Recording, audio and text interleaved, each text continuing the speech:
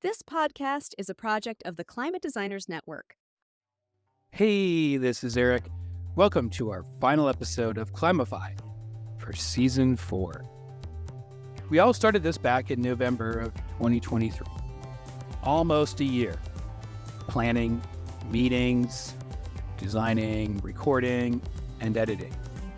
We did this all together for you as volunteers. I'm always a bit exhausted, though, after the end of each season. Maybe you can hear it in my voice right now. But recording this particular episode really rejuvenated me.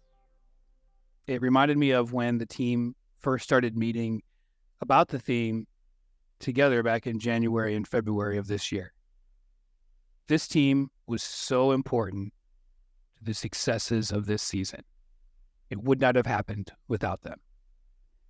So the team's together one more time to reflect on this season and share what we learned from our guests and how we plan to use what we learned to act on climate and change the system. And that's what we hope will happen with you. What have you learned this season? What do you hope to do, and what are you doing right now to make this world a better place? So, without further ado, here's the conversation I had with Jackie, Bhavna, and Adam from the Climify team. Well, hey everybody, Jackie, Bhavna, and someone who was not on this season but was a crucial component to everything visual, Adam. It's nice to see you three again. How have you all been? Still on the job search and cat sitting, Bhavna? Yeah, he's not care about me anymore, cat. Yeah. I'm on the job search too. Yeah. But I'm not minding the time that I've had in working less. So Yeah. there's good things about it. Yeah, I agree. Seems like the three of you, that's something you have in common at the moment, is you're looking for your next thing. Mm-hmm. Yeah, I definitely have the itch to create, and when I don't have an opportunity to, like when we were really like in making this podcast and really like we were really getting into it, but now that that's kind of ended, I'm like, okay, what's next? I have something. There's got to be something else for me to like create or do. I didn't realize how badly I need that until I'm like, maybe I should pick up a new hobby. Like, maybe I should paint. Yeah. Like, why not? And we were supposed to record this last week, so we had to reschedule for this week, and I'm sure that itch drove you crazy, Jackie, with that extra week.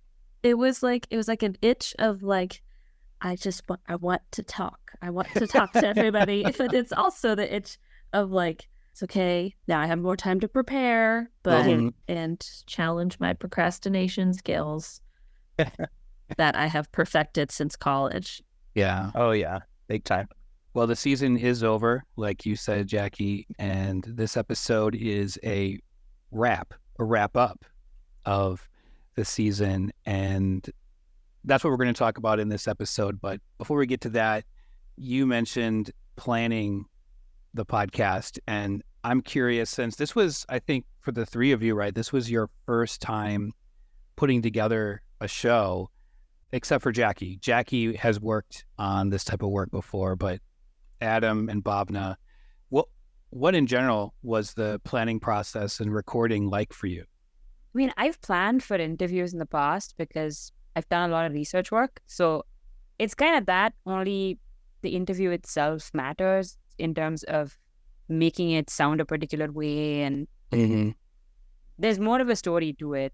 With an interview, it's all about gathering data. But here, the data that's being gathered is also shared with somebody else. So there's like two sets of people you need to care about. So I think that's probably the one thing that was new, or rather something new that I had to account for in the process. And Jackie, what was it like compared to some of the other projects like this you worked on?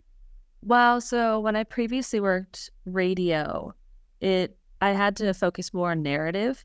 So I had to focus on finding little segments of audio to help make the story flow, because my radio program that I worked on was very narrative based, and we were trying to tell an overall story of each episode. So I would come in and I would be discussing the topic of my story and then putting in those little sound bites from, my educated sources. But working with a podcast, it's like Bhavna said, it's like I need to be mindful of how many times I say, and, Right. my questions need to be more steered to encourage the interviewee to talk more, and almost like trying to gear them in a certain way, because we most likely already know the answer. We just need them to verbally say it. Yeah, I thought it was good that the people behind the scenes got to be in front on stage on the show. That was really fun for me to talk with you about what you learned, what you thought about the interview. And I'm glad that as part of the planning process, that was something that you all fought for and you wanted on the show. So I'm curious about that whole planning process. What was the most exciting thing for you in putting this together? Finding the speakers. Yeah.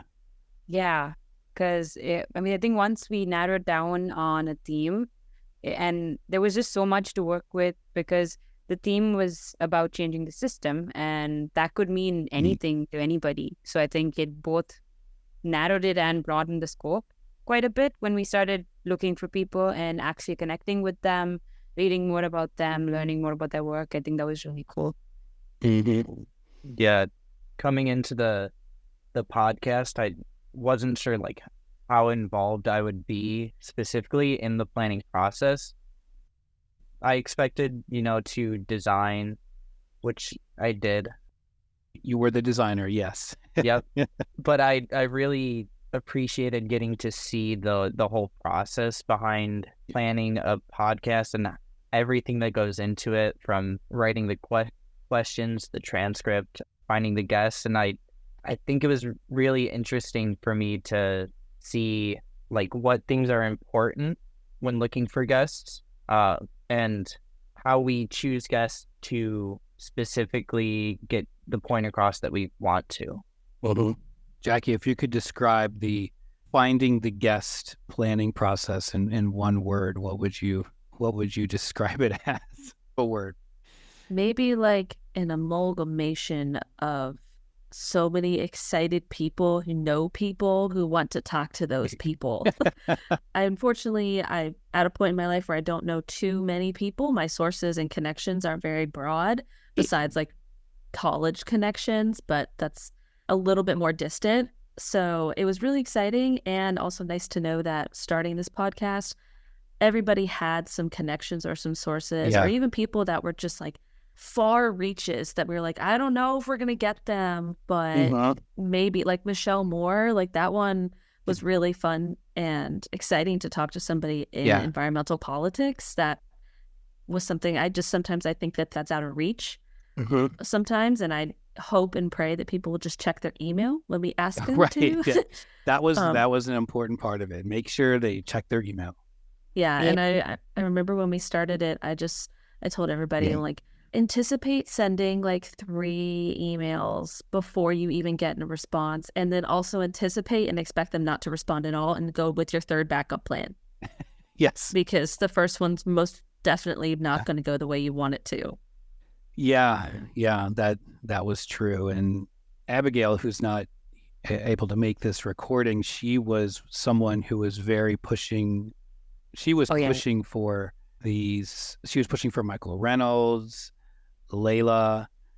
She was really saying, "Let's go shoot for the stars here." Yeah, and I think we got some of them. Yeah, I'm glad we did that. It worked, and I felt like the process was. It was like the design process, for sure. It was very messy, and we were back and forth, and I think it took much longer than I thought it would. I don't know about you. Yeah, it was definitely a longer process, because I had never planned a podcast that had multiple episodes. Like when I worked at a radio, it was an episode a season, like seasonally throughout the year. So it was a lot of, we need to have these people set, and, we had the theme, which was change the system. But then we had like subsections. So it was not only do we need somebody to fit the theme, but we need to like narrow down and schedule people for these subsections, or else subsections aren't really going to work because we won't have people to talk to. Mm-hmm. Yeah, and choosing the theme, that was a very organic process, I felt like. Can you guys share more about what we did there, how we came up with the theme? Started with very granular topics first. I remember we had things like methane reduction, carbon footprint tracking, things like that. And we were really granular. And I think we also looked at themes that were followed in the earlier seasons, like high-level topics that people had spoken about that we could maybe explore further.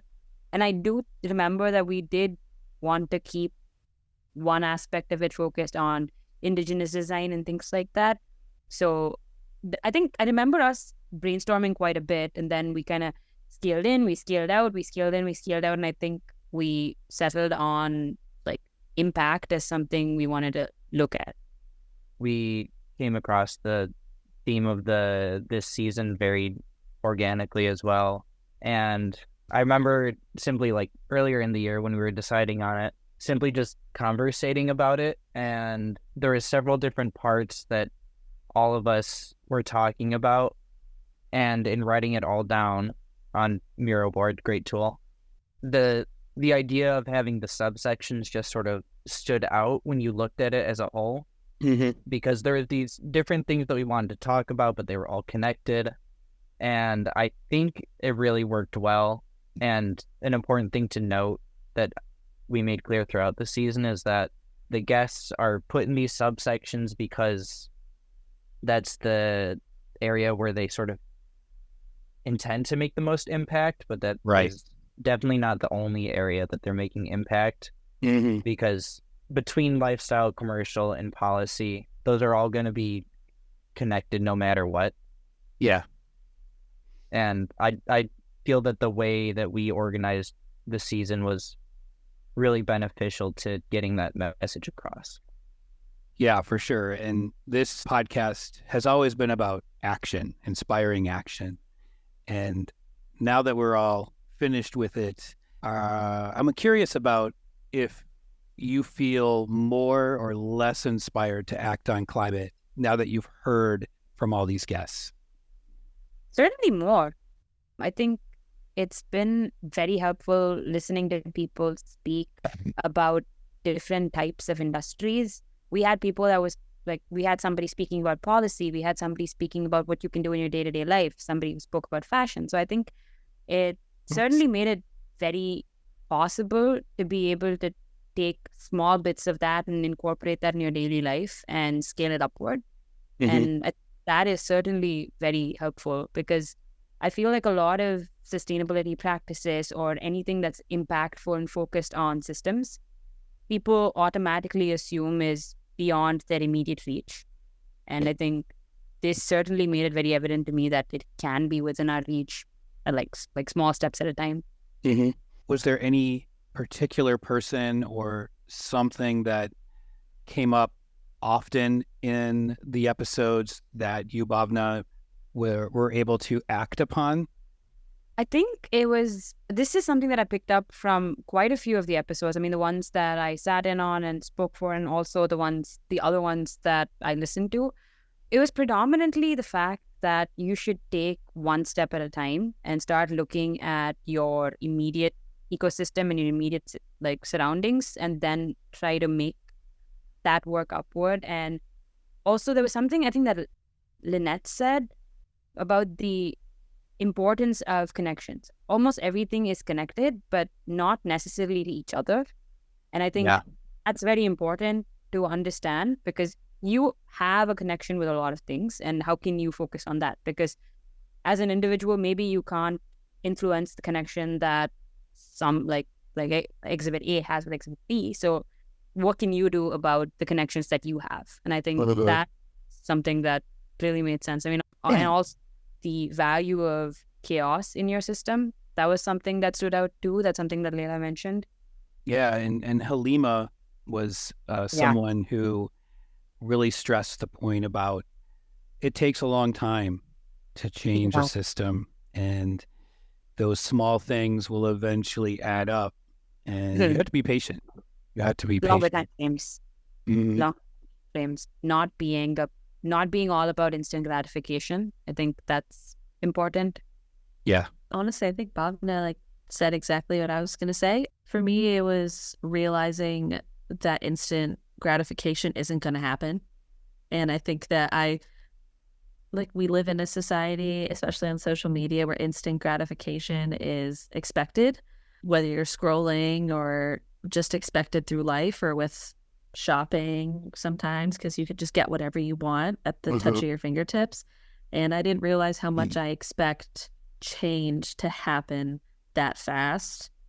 And sometimes I forget and was reminded throughout the season that I have a lot in front of me that could need changing. Like I work at a coffee shop and we use plastic straws. It's something super small, but it's something that could change and make a small difference. And I live in a coastal city, so They go right in the ocean.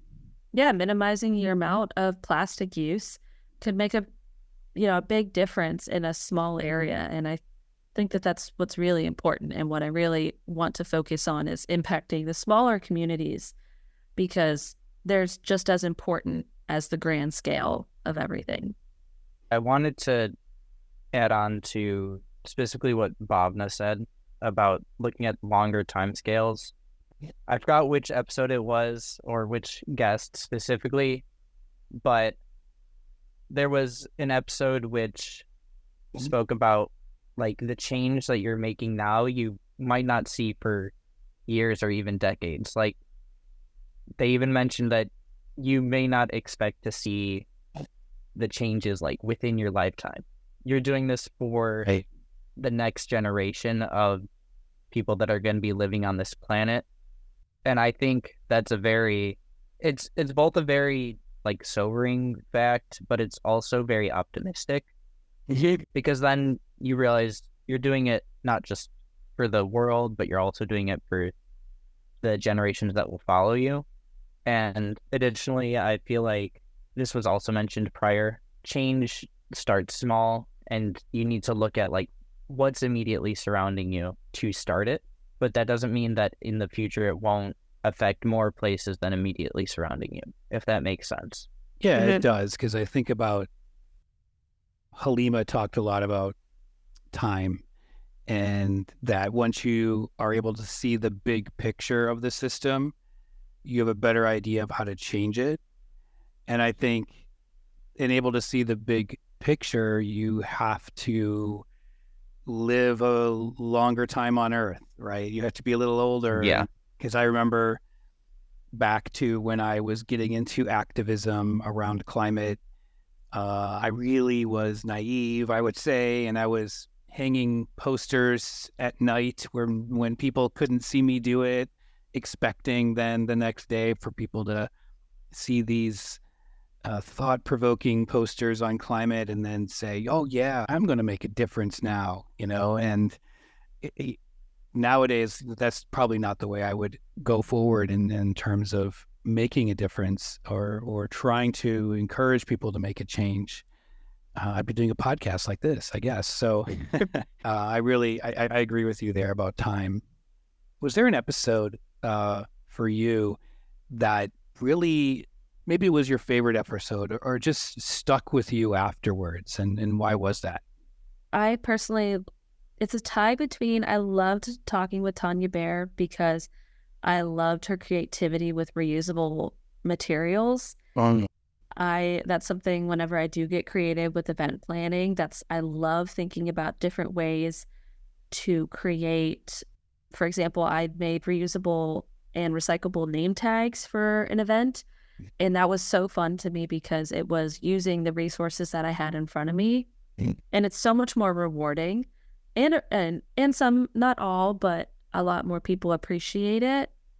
It helped that I was also doing it for an environmental communication conference. So people were already in that mindset to be sustainable. But I really like seeing how much she shapes like theater productions. I guess I never thought before I like talk to her that that's a system that is very wasteful, like especially like on the bigger scale, like Broadway or on movie sets. I guess it's just a system I completely overlooked. Yeah. Until I talked to her and I was like, oh my gosh, I'm just starting to understand how wasteful and that whole industry can be. So, and then seeing how she's combating it. And she even highlighted how she's like, I'm not the only one. There's a lot more like me out there who are doing things on smaller but bigger scales as well. So I think about that a lot. And what would Tanya Bear do if I needed to make something sustainable? Yeah. Is that how you go through your day now? Like, what would Tanya Bear do? Yeah. How can I, use this plastic in front of me for a different reason? Yeah. Mm-hmm. And you said you had 2 episodes. What was the other one? Oh, yes. I love talking to Thais. Me too. Me too. She's just so inspiring because being somewhere similar in age, I mean, I don't think I'm going to go and help found a university. Just don't think that's in the cards for me. Not right now. Not right now. I need to keep my ballpark small right now. But I just couldn't get over how she just decided, she's like, this life isn't for me. I need to go to Brazil and I need to change it. And I need to be with a different sort of thinking because I'm not fulfilling and filling up my cup. I'm not filling up my happiness by being in this sort of industrial society. And she completely switched it. And I just want people to remember that she created and founded, not just her, she had a team, but a university specifically designed towards Indigenous education. And that is so groundbreaking considering that most, if not all, advanced educations do not even begin to talk about Indigenous education in the way that they think. Yeah. The way that they should. I think I have a bit of a tie too, and for 2 different reasons. One was obviously Leila, because she is a prime example for somebody that's taking a lot of the theory that I've studied in my many years of design school, and she's actually put a lot of it into practice. And to see something like chaos theory and all of that being actively used in designing for better is something that I think is phenomenal. And I mean, she also spoke about a lot of very interesting things. I mean, she was talking quite a bit about the cause and effect of our this and how you can kind of see that dominoing through our immediate environment, the mid-level system, the larger system, and so on. And I think that's very important. And on the other side, I really enjoyed a lot of what Halima said about generational knowledge. And I think that with how fast-paced everything is, people are always talking about being futuristic with our innovations and things like that. But about 100 years ago, people lived with what their immediate surroundings gave them. And I think like really tapping into the cultures that your ancestors might have had, especially with respect to their relationship with the environment. I think that's very important to start tapping into. And she spoke a lot about, I think, Indigenous knowledge and how that really comes into giving respect to your system and trying to work with it for its betterment. And I think those are like 2 very high-level values and key points that I think I drew from both their episodes that really resonated with me. And I think that, I mean, there were a couple of other episodes. I mean, there are like small bits from every episode that really kind of stuck. But I think better say Scott Boylston, your former professor, right? Yeah, that episode was 100% fun because I was attending a class like with the notebook and things, but I just didn't have. I had no assignment at the end of it, so that was good. Yeah. Yeah.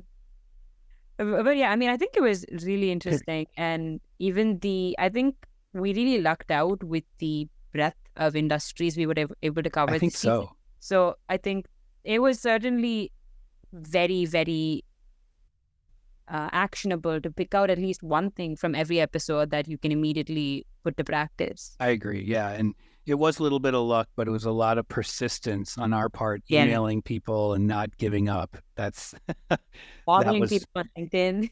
Yeah. Finding them on LinkedIn and emailing them and then DMing them, and Instagram was something I was doing as well. Again, like the other 2 might be a tie on my part as well. I think I gotta go with Michael Reynolds and Lynette Witter. Two architects.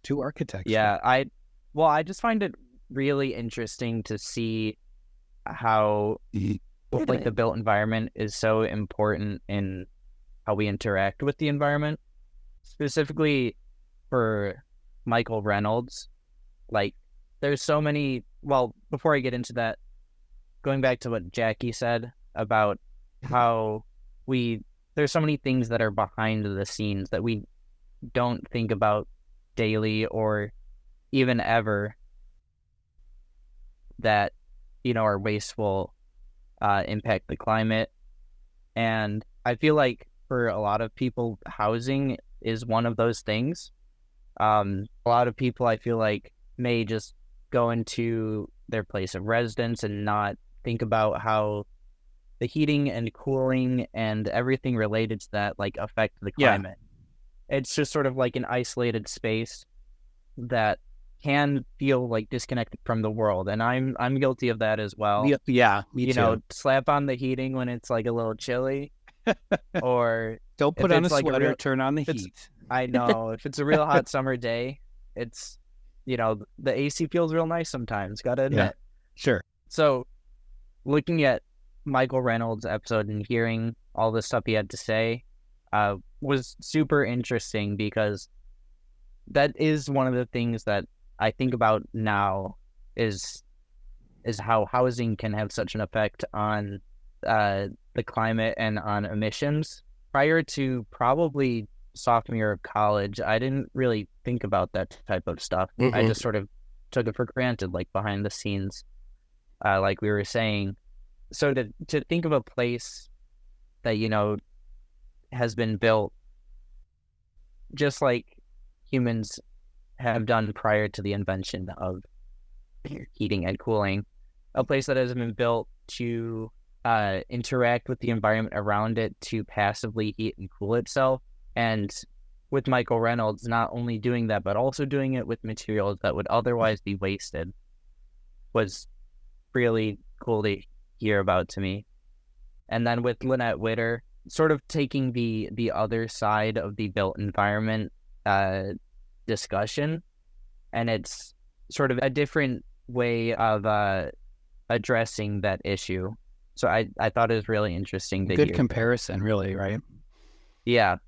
All of you sort of said that there were little things throughout the episodes that you held on to as inspiring, and I'm wondering, based on that statement, how you think you might move forward personally in your actions to change the system. I mean, hearing some of these interviews exposed me to companies and organizations that I had not prior heard of. Like, before we found the guests, I was not aware they existed or the stuff that they're addressing. Yeah. So honestly, after some of the interviews, I did look online, and I'm like, are some of these places hiring? Because I would be interested in doing stuff like this, working at these places and supporting what they do. So that is definitely one thing that that stood out to me from the interviews as an actionable thing that I can do. But I feel like along with that, it just has exposed me to a wider range of things that, I can try and find my sustainability niche moving forward, that I think another guest mentioned as well. I forgot who it was. I think it might have been Thais. Probably say the biggest thing that I feel like I can immediately put to practice ever since the episodes aired also is the ability to start small. And I think it's very easy to get caught up in climate anxiety and be overwhelmed by everything that's happening around you and not knowing what you can do about it. And I think the knowledge that you can start small is something that is certainly helpful. And I think, like Adam said, there's so many companies out there that are doing this kind of work that we didn't even know of till before we started looking for people for this season. And I think it's very interesting to see what people are doing. And I think there's a company every day that's getting started to focus on something that's helping the climate and the environment in some capacity, I think. So I think certainly very helpful to kind of broaden the scope and knowledge of the work that I'm currently doing. And I think prior to doing this, I don't think it was it wasn't in the front seat, so to speak, to, focus on something that has a very geared outlook towards climate action. But I think right now, because I've had the opportunity to meet a lot of people, I met a lot of people during Climate Week, the Pacific Northwest Climate Week. Oh, and yeah. And it's very nice to be able to meet people that are integrating a career in design with climate action, and it's not just something that's sitting in a niche. It's kind of spanning across industries now, and I think that really makes it easier and more approachable for whatever career path you're in. Yeah, yes to everything. I just think I really just encourage myself to stay like inspired, because listening to these people, it's like, just don't lose momentum, because once you start losing momentum, you'll lose hope that things can change. And like Bhavna said, like, there are probably a handful, if not way more, of people who are starting companies right now who are, making sustainable choices and trying to take a more optimistic outlook instead of just pointing towards all the doom and all the things that are going bad, because there's a lot, and don't watch the news if you want optimism, but stay off Reddit, Yeah. And to segue to a different point, to stay politically active, at least in my case, and encouraging as many people that voting in this upcoming election is important. I've had a lot of conversations with coworkers where they're like, I don't know why I'm voting. It doesn't mean anything. And I was like, well, I don't know. One part of me's like, well, if you're not going to vote, you can't complain. Right. I heard that. You have to try. You have to at least say that you did, then say you did nothing. Yeah, well, this is a topic that you really wanted to talk about amongst other people on the team here.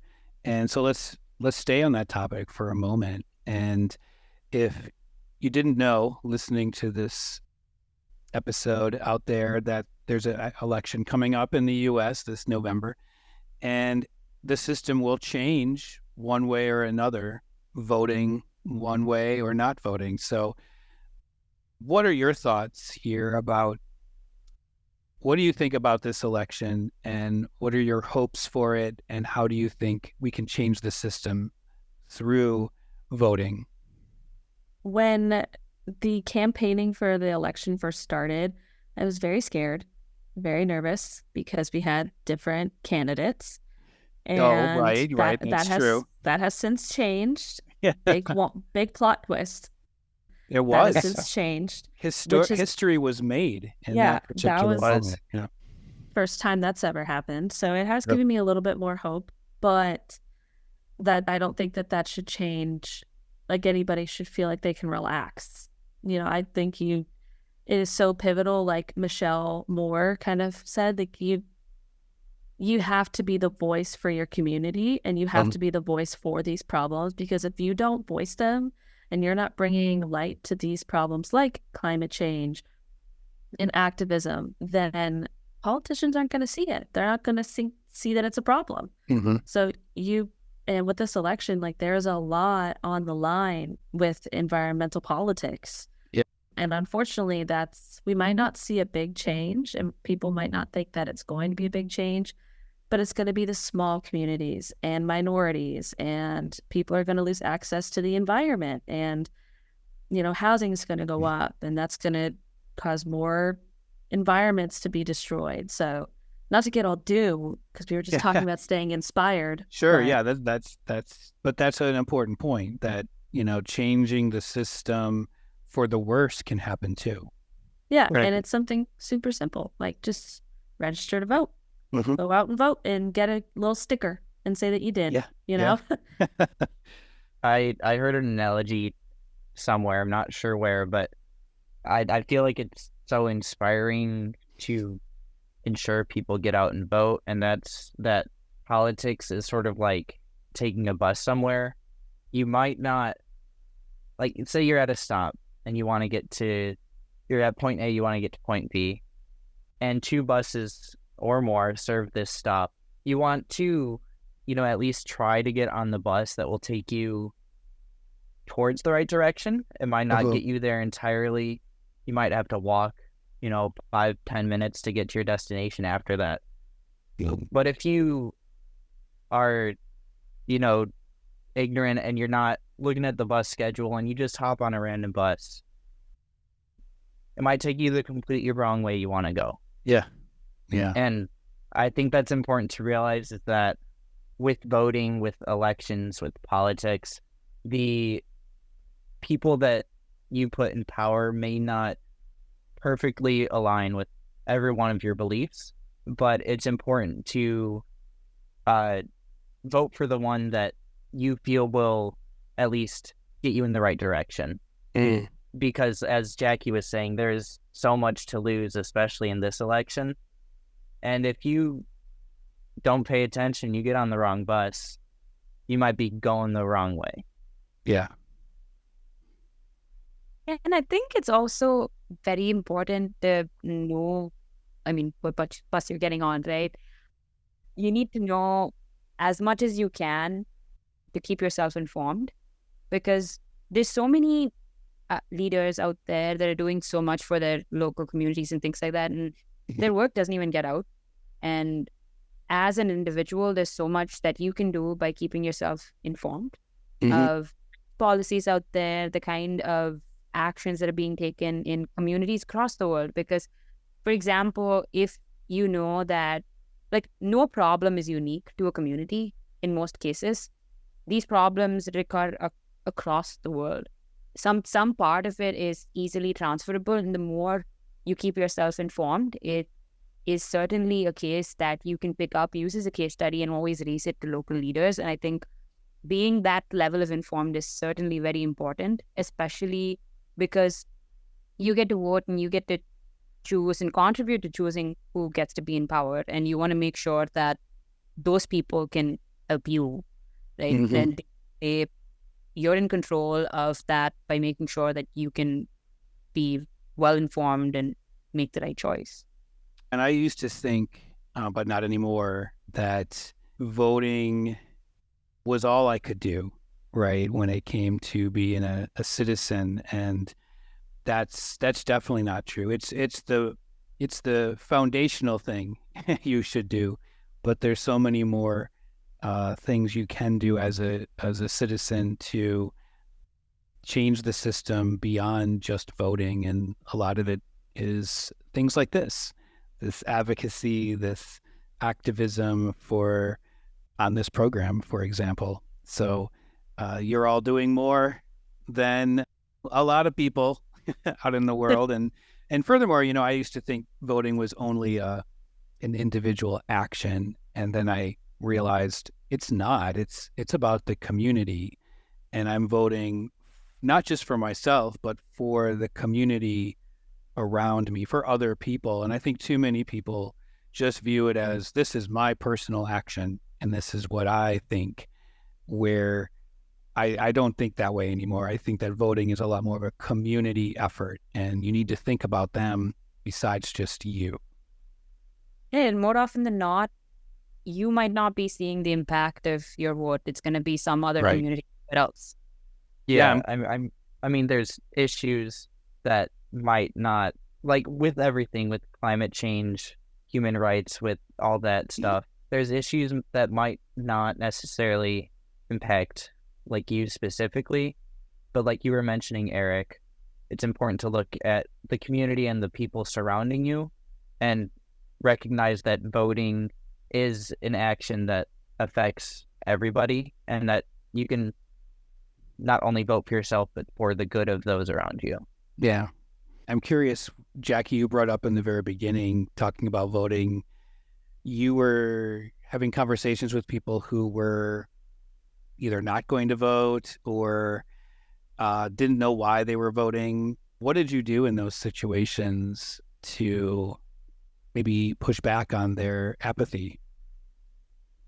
It was a mix of both. It depends also the comfortability level that I have with them. If I feel more comfortable, I might be a little bit more vocal.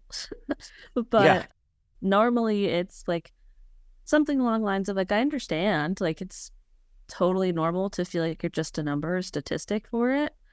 But historically, there have been a lot of presidential elections where the popular vote would have changed the outcome. Where, the Electoral College has come to a tie, to a breaking point where it might have to rely, or it might need to look back on what the people want. And if the people aren't showing up to say what they want, how are they going to know? So, and also just, you have nothing to lose. I mean, you're going and you're voting, like it's just a little bit out of your day. Unfortunately, I guess I take that back. You have a lot to lose for this election. It depends on what you're looking at, but it doesn't take that much time. I think that's what I need to say. Like, it's not that hard. And it was really discouraging to hear people who were maybe about a couple of years older than me, who have had a couple more opportunities to vote in elections than I have. And they've been like, I haven't voted since I was 18. And I was like, what? Oh, no. Yeah. What? What do you mean? What do you mean? Like, you're not going to change the system that way. Yeah. And maybe, they got that idea from their family. So if they were to change their mindset and their actions, maybe it'll inspire their family to, or friends. Yeah. And, maybe it'll cause, and your small local community might start showing up more to the polls. Yeah. Take your friends and family, and then afterwards, hey, we'll go get a coffee. Right. It's on me. It's on me. I know that some places, I think there's a brewery where I'm from, like around here, where if you show that you're registered to vote, you get a discount off of a beer or something. So maybe go and look. Maybe your local community has something, or if you own a business, maybe think about doing it. Bring me your voter sticker, and I'll give you a discount or something like that. Half off a beer. I like exactly. Why not?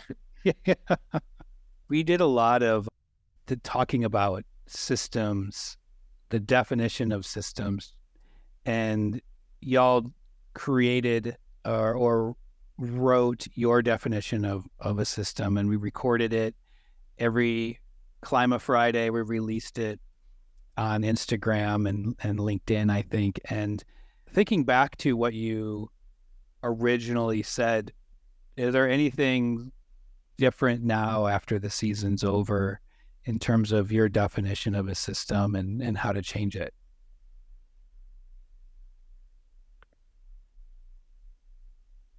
I remember, I'm pretty sure my definition of a system has changed at least a little bit, especially from listening to Scott Boylston talk about it. I feel like his answer to the question of the definition of a system was really reflective for me. I feel like while I do still think of a system as, a series of interconnected parts that, affect each other, I think it's also important, like Scott said, to not look at it so strictly, and that things can be loosely related, and you don't have to call it a system, but they can still affect each other. If I were to say what my definition of a system is now, I would still definitely include that feeling of interconnection and the influence things have on each other, but also, emphasize the fact that you could look at any point in that system and you can choose to change that part of it, and it'll affect the other parts. You don't have to start at one part of a system, and it's not quite a strict definition as I had earlier in the season. I think what you mentioned about Scott's episode helping you come up with your definition. I mean, his classes are what helped me come up with my first definition in the first place. I think, yeah, the 100%, yes, he really makes you reflect. I'd probably add, I mean, I know that I spoke about my definition, like, I think loosely it kind of was talking about how systems are kind of aggregations of interconnected networks of sorts, like different kinds of networks. And I think what I would probably add to it is a more, the piece about generational knowledge, for sure, Okay. and having some kind of connection to your environment in some capacity, like directly to your environment. I don't mean the furniture in your house, but a little bit more, like a little bit deeper than that.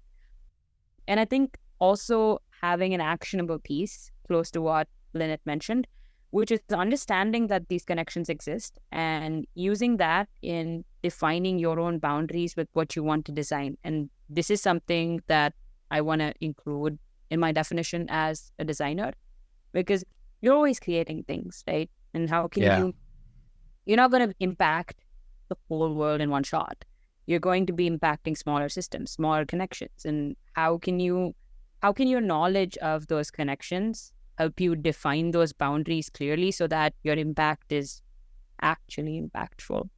If I could add one more thing that Bhavna inspired me to say, is that some of those links in your system, which we learned from the season, some of those links are gonna be stronger than other links, and making a change in one part of it may have a stronger effect on a different part of it than it would on this other part. And it's the importance of examining the systems that you're trying to make change in, and not going willy-nilly into them and saying I'm going to change it and doing random actions. I think something I would add is that it's important to look at systems strategically so that the time, money, effort, everything you spend on it to, impact it for good and to make it more sustainable is used most effectively. I'm not going to lie, it was hard for me to grasp my head around what a system was. There was just something about it. I think I thought it was too broad, or it had to be some like really powerful definition. So my definition was really centered around power because that's what I thought a system was. And I do think that power plays a part in like where it falls and how accessible it is. But I would change, or actually I would add that a system can't really thrive without a community, and if you don't utilize all parts of it. So yeah, I think that there's a lot more, and I think that based off of what our guests have kind of inspired me to think more is you need to utilize everybody in the system in order for it to be a meaningful system and to invoke change. And the systems that aren't changing and are maybe getting worse are because they're leaving those pivotal people in that system behind, or they're overshadowing them. So I think that's what the only thing I would change is slowly changing my mindset that it's not so rigid. And yeah. Yeah, agreed. Well, let's critique ourselves for our hard work this season with a section I want to call What If. And the basic thing here is, what could we have done differently to make this season better? What could we have done? What if? Does anyone have any answers to that? Panel. A panel. Like I was jumping for a panel from day one. I think it would have been really cool to be able to have these people that we had on the season that were talking about different industries together in the same place to try to see what systems mean to them. And we're kind of doing that already now. We're analyzing what each of them said, but it would have been interesting to see them kind of say that to each other, sort of, and build off of each other's, because a potential collaboration would have been cool. Like, yeah, if the podcast is why they did something together later on. I can tell you as someone who edits audio, panels are the hardest to edit. So, as much as I'm in favor of your idea, what if we did that? I'm also like, oh my gosh, that's a lot of work. I would agree with Honestly, Bhavna on the panel portion, because I feel like it would be really interesting to see not only like how we got to hear from them all individually, but to see what type of ideas they would come up with together, like discussing it with each other. I think would be really inspiring for listeners and for us working on it, and hopefully, for the guests themselves. And they might then go inspired to go make change in a different way as well. Mm-hmm. yeah, I think only good can happen if you put a lot of really creative people in the same room together. Yeah. You just start throwing ideas at them. I'm sure that they all probably would have said something really smart, and it would have been just nice to, sometimes hear how eloquently they put it together. But Yeah. It's true. And it's great Oh. to build that network. That was a big goal of ours, is to build our network. And I'm not sure how much our guests knew about one another, if at all. And so having them meet in this way, I think, what could come of that? That's a really interesting thought. If they would have been together on this panel, what could have come from their conversations with them, right? Not just us. For me, one of the big what ifs was something that I haven't forgotten about, and I'm still going to get on this, was Climify swag. Okay. And this was Adam's idea from the very beginning. And I just completely dropped the ball on it. But what if we did Climify swag for us as a team? And it'll happen. I'm going to get your addresses so I can mail it to you, but it'll happen. I just wish it would have happened sooner. I mean, I'll still sport some Climify swag. Yeah, of course. Me too. Always, yeah. Climate friendly Climify swag. I should put that Exactly. in. Yeah. Mm-hmm. But I think, I think we all just forgot about the swag because, the making of this season was the most important part. Yeah. But some swag at some point will be cool. It's like a reward, for all our hard work. It is, yeah. this is very different, and I think the researcher in me really wants to have a bunch of non-designers that are listening to the episodes, and just I want to put them in a focus group and just try to understand what they got out of the episodes. Mm-hmm. I mean, it's not a what if, it's a what could we do to just kind of get more audience feedback. That would be cool. Yeah, because that's my last question for you guys. What's next? What can we do next? That, and also get I'm a huge fan of the Barefoot College. If someday we could potentially interview Bunker Roy, that would be phenomenal. Mm-hmm. Yeah, so pipe dream. I do really like the idea of audience participation and what they took out of the episodes, because I feel that's very approachable for other listeners to see a person just like them listening to the episode and hear what they got out of it. And, they can compare what they felt about the episode, maybe add some stuff to their own actionable items, and, feel empowered to speak to others about it, just like the listener who came on the episode and did. And I feel like it would just be very empowering for listeners to hear that type of stuff. So that's a great idea, Bhavna. I really hope we can make it happen. It would be really cool. Yeah. Well, we still can. There's still time. Mm-hmm. There's still time in this world. Maybe have like a random episode with a bunch of audience. We could do a panel with audience members. So Yeah. I So think if you're listening, let's do this. Let's put a call out. And if you're listening, we'd love to do an episode with you. that would be cool. Bhavna loves panel for good reason. For good reason.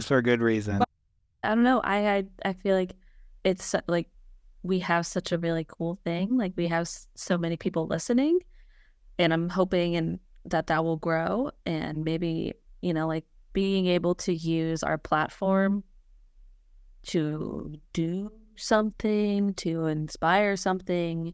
Well, and maybe that's what we're doing now. And I just like to go a step above. But, if we were to create or come up with a way that our listeners could feel like they are getting involved. Because I think that's what a lot of people struggle with is, okay, well, I recycle and I do this, which are all important. Yeah. But, I'd like to be able to check the box in another way, or maybe take one more step. Climify community could grow. Yeah. Don't ask me it. what that project would be. I have no idea. But I think that we have a lot of really cool people who are listening, who are eager to want to change. For sure. And I think that can happen. So if you are listening, get back to us. We'd love to hear more from you. And it's been an honor working with you three, Cam and Abigail, who couldn't make it today, as well, on this project. And this is not goodbye. It's see you later. There's some cool stuff we might still do. And before we go, though, where can we find you three online? I'm available on LinkedIn. My name's Bhavna Shankar, and hopefully my name's spelled out in the description. Put the links on there. Yeah, perfect. Because I do a lot of work with learning experiences and how people learn and engage with information. So, and that's kind of what brought me to Climify. So I think that's a space that I love talking about, and I'd love to connect with people on that. So if somebody has anything to say about how people learn information, sensory experiences, and climate action, it would be really cool to speak to people. LinkedIn, find Bhavna on LinkedIn. Yeah. Connect with her there. Yeah. You can find me on LinkedIn under Adam Thaddeus Java, or on my website, adamtdzi.space. And if you ever want to talk to me about anything, please feel free to reach out. My email is on my website. You can message me on LinkedIn. I want to hear from anybody. I feel like it's just really interesting to talk with other people who are involved in this type of stuff, because that's really how you make change happen, is collaboration. That's where it all starts. Yeah.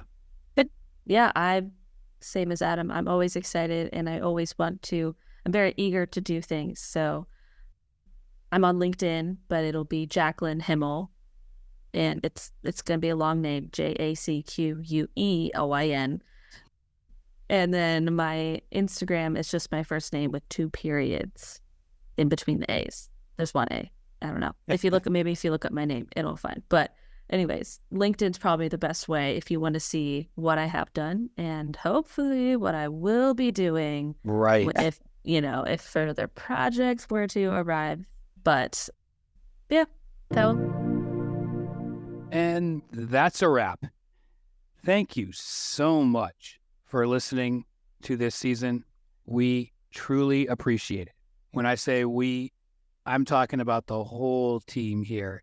Bhavna, Jackie, Adam, Cam, Abigail, and Sar. This project was a labor of love. So from the team at Climify, season 4 was a blast. And yeah, like we said earlier, we're kind of interested in maybe doing one more show, not for you, but with you. So if you're interested in sharing what you learned and what you're doing to change the system, hit us up on Instagram at Climify Podcast, or over email at climifypodcast@gmail.com. This program is produced by Jackie Himmel, Bhavna Bhavani Shankar, and Adam Jabba. Sound engineering and editing by me, Eric Benson. A special thanks to Mark O'Brien at the Climate Designers and Tink Media for their sage advice to make this season even better than the last. You can find design prompts and more information on all our guests this season at climatedesigners.org/edu/Climify. and on Instagram and LinkedIn at Climify Podcast. If you enjoy the work we all do here, and you have a spare minute or two, we would truly appreciate it if you left a rating and review over at Apple Podcasts. The more folks reviewing our program, the higher the algorithm pushes us up in the search results. And in turn, the more likely we all could learn how to become climate designers.